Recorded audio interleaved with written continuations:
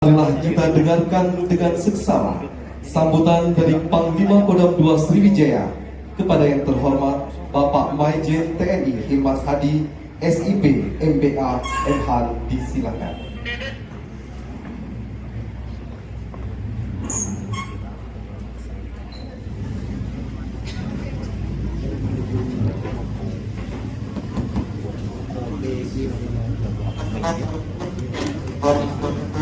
Wabarakatuh. Waalaikumsalam. Yang saya hormati, yang tadi sangat bersemangat tadi,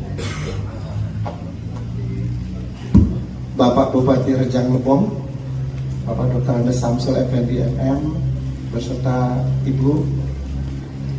Kemudian juga yang saya hormati Wakil Bupati Rejang Lebong, Pak Hendra Wahyudiansah serta Ibu.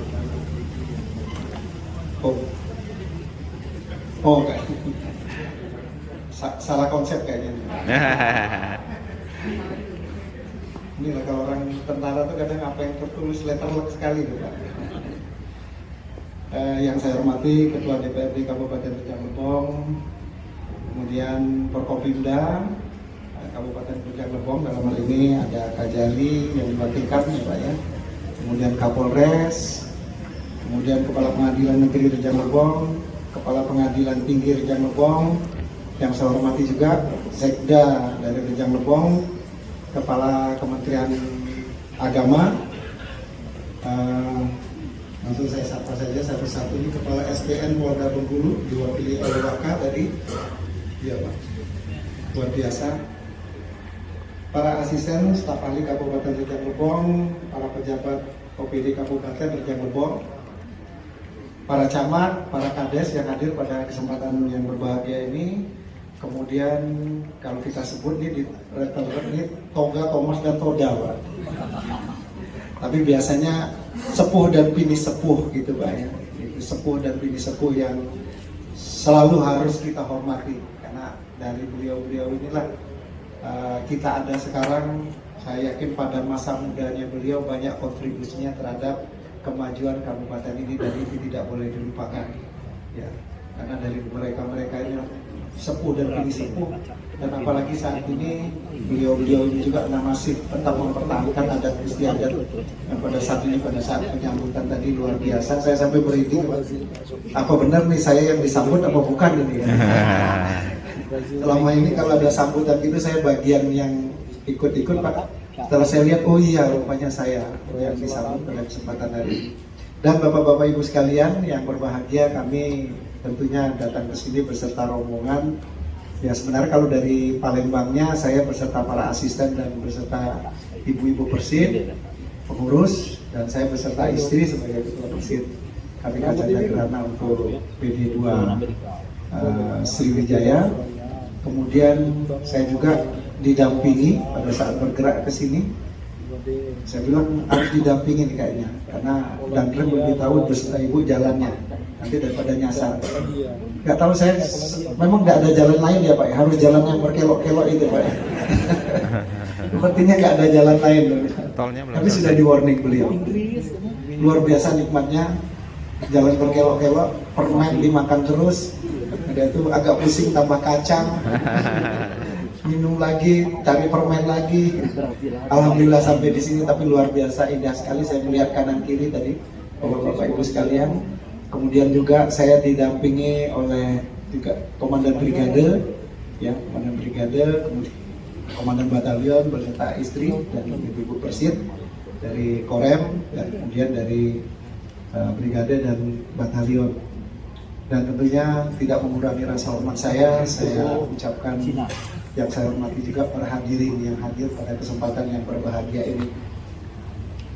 Dan terus-menerus kita selalu mengingatkan bahwa jangan lupa bersyukur atas nikmat Allah yang Allah berikan kepada kita, sehingga kita bisa dapat berkumpul di tempat yang luar biasa megahnya ini. Karena nikmat, rahmat, ridho, dan lindungannya beliau kita bisa berkumpul di sini. Kalau kadang-kadang saya mengatakan tidak ada sesuatu yang itu kebetulan, semuanya itu kita mengikuti takdir yang Allah berikan kepada kita. Ya takdirnya mungkin takdir masing-masing Bapak Ibu dengan perjalanan mungkin sudah nggak merata, para pilih sepuh ini mungkin sudah di negara mana, di daerah mana, ujungnya kita berkumpul di sini. Dan itu semuanya tidak ada yang kebetulan. Ya kadang kalau saya ingat juga termasuk aqua itu kan Pak. Itu aqua itu kita bersyukur yang kita minum saat ini ternyata itulah rezeki kita. Padahal aqua ini mungkin airnya ngambil di Gunung Salak, kemudian diproses di mana, diantar pakai kapal, dibawa pakai mobil, tapi Allah sudah menentukan inilah rezeki kita. Nah saya minumnya dapatnya di sini aquanya Pak. Itulah kalau sudah kodarnya Allah, tidak ada yang tidak mungkin, termasuk kita berkumpul pada kesempatan yang berbahagia ini di sini. Ini tidak ada yang kebetulan, semuanya sudah menjadi suratan yang Allah takdirkan kepada kita sehingga kita bersyukur bisa berkumpul di sini dalam suasana kegiatan silaturahmi kita di sini atau silaturahim.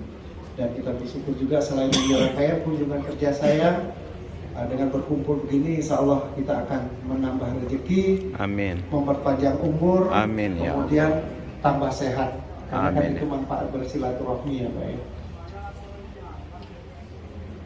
Oh iya. Oh saya kira ada tanggal. Itu saya sudah lama saya nggak masuk di wilayah selatan, Sumatera Selatan. Kalau mendengar itu, oh iya rupanya aku ini sudah di Sumatera Selatan. Mungkin sebagai kenalan dikit Pak, saya aslinya kalau Bapak Ibu tuh Palembang, jadi bahasanya ya kayak gini-gini lah Pak. Tapi saya lahir besar di Jambi. Nah agak halus dikit sekarang ini karena istri saya orang Jogja. Mungkin kalau udah nikah sama orang Jogja, mungkin bahasa saya ini belanta-belantaan lah ini. Alhamdulillah, agak dilembutkan dikit sama Bang Jogja nih. Ya puji syukur kita panjatkan kepada Allah Subhanahu wa taala atas rahmatnya kita bisa berkumpul di sini. Selanjutnya Bapak Ibu hadirin sekalian yang berbahagia, tadi yang disampaikan oleh Bapak Bupati, dan saya melihat suasana yang sangat akrab luar biasa, kemudian dengan budaya yang masih dipertahankan. Ini memang perlu Pak kita selalu mewariskan budaya kepada generasi muda kita, dan termasuk juga sekarang sedang giat-giatnya masalah cinta produk Indonesia ini dan cinta kembali kepada produk Indonesia dan termasuk budaya Indonesia karena gencar. Kemarin saya mengisi kuliah umum di mana, di salah satu Unihas. Ada pertanyaan anak salah satu mahasiswa bertanya gini, izin Bapak Panglima saya bertanya, bagaimana sekarang ini budaya dari luar demikian gencarnya dan lain-lain sebagainya macam. Saya bilang gitu, wah bagus kamu semangatnya. Tapi saya lihat generasi muda masih pada antri dimakan masakan-masakan, mohon maaf, masakan-masakan Jepang, masakan, ya kan? Nah kalau kamu mengatakan begitu, paling gampang adalah mulai sekarang kamu larinya kalau cari mie celor kan gitu. Ya kalau makan ayam, makanlah ayam geprek kan gitu. Kalau mau makan, makanlah pecel, jangan lagi salad. Bahasanya salad, bahasa Inggris segala macam salad. Kalau kita sebutnya pecel gitu Pak ya. Cuma dikemas di tempat yang bagus jadi salad, jadi mahal. Dan bilang, nggak usah berpikir macam-macam pakai program. Sadari diri kita bangsa Indonesia, cintailah apa yang kita miliki, produk-produk kita. Cuma begitu saja saya bilang. Dengan konsep program, nah ini nanti akan saya jelaskan. Itu praktikalnya TNI Pak, praktikalnya TNI. Jadi saya pada ini juga, biar nanti saya sekalian mensosialisasikan program-program Kasat pada saat ini, tentunya dari TNI, Panglima TNI dan dijabarkan oleh Kasat. Pada saat ini kita biar nanti bisa melihat peluang-peluang untuk bersinergi apa bisa yang dilaksanakan. Kasat memiliki 4 program unggulan pada staf Angkatan Darat dan itu sudah diimplementasikan. Saya yakin Forkompimda dan semua instansi Polri dan lain-lain sudah bersinergi tentang itu. Tapi ini saya akan mengingatkan kembali program-program Kasat itu ada 4 unggulan.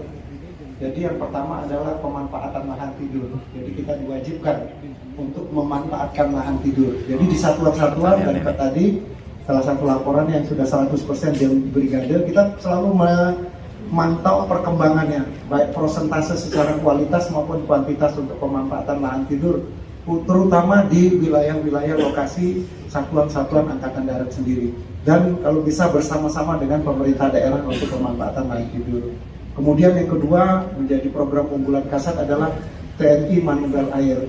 Jadi di mana titik-titik air yang kurang oleh masyarakat, maka TNI harus hadir bersama-sama masyarakat untuk membuat air tersebut, baik secara kualitas maupun kuantitas. Kalau kualitas jumlahnya ada, sudah menjadi ukurannya setiap koramil itu minimal ada. Tapi secara kuantitas berarti bagaimana pemanfaatan sumber-sumber air itu. Itu yang kedua. Kemudian yang ketiga adalah penurunan stunting, karena kita ketahui di negara kita ini di daerah-daerah tertentu itu masalah stunting, masalah pertumbuhan ini. Dan ternyata hasil riset juga stunting ini bukan hanya karena kekurangan gizi dan lain. Memang intinya kekurangan gizi, tetapi bukan berarti masyarakat yang bawah saja, masyarakat yang dengan ekonomi bawah. Ternyata bukan. Pemahaman juga kadang-kadang mengakibatkan stunting ini. Ada yang ekonominya tinggi karena ibunya takut gendut dikit pada saat hamil, akhirnya anaknya menjadi stunting, kan banyak yang demikian.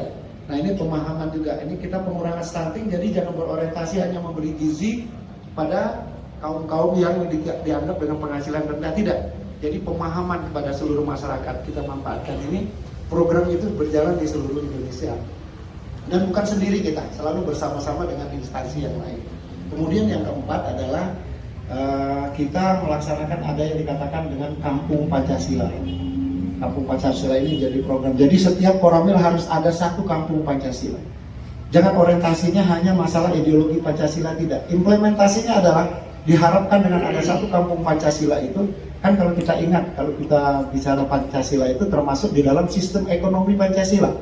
Apa dasarnya sistem ekonomi Pancasila itu kalau kita mengingat? Apa? Antara lain adalah koperasi, pemanfaatan produk-produk lokal, komoditas-komoditas unggulan di setiap wilayah tersebut diunggulkan apa kira-kira produk-produk. Disitulah ditampung koperasi dan lain-lain.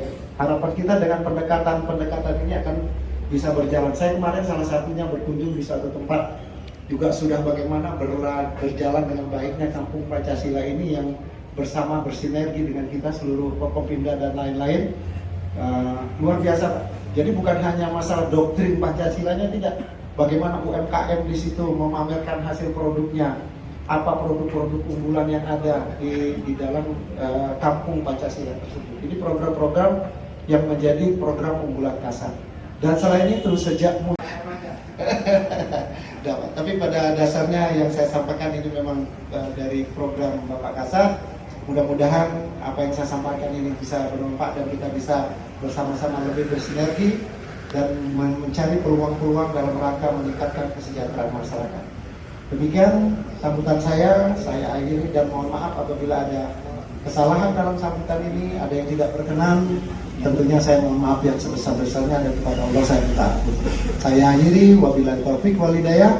Wassalamualaikum warahmatullahi wabarakatuh. Waalaikumsalam warahmatullahi wabarakatuh. Berikutnya akan